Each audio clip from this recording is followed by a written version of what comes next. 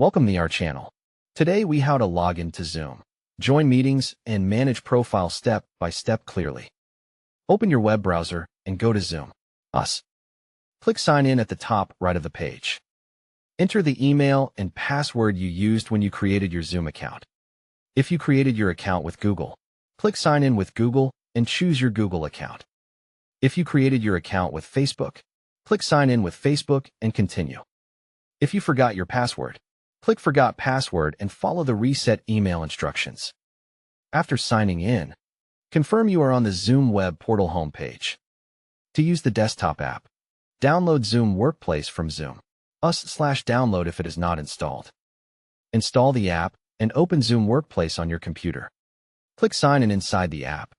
Choose email login or select Google, Apple, or Facebook depending on your account type. Check your profile name and profile photo in the top right corner of the web portal. Click Profile to open your personal settings page.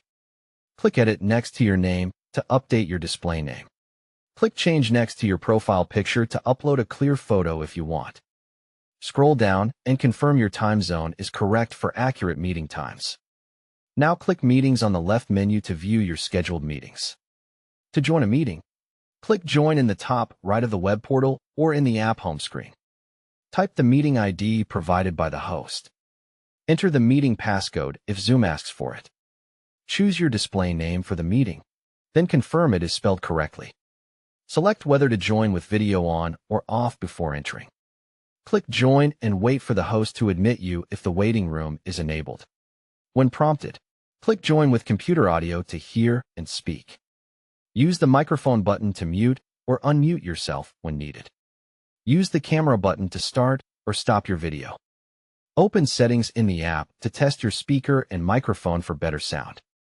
Sign out when finished by clicking your profile icon and choosing Sign Out, especially on shared devices. Don't forget to like this video and subscribe to our channel for more step-by-step tech guides.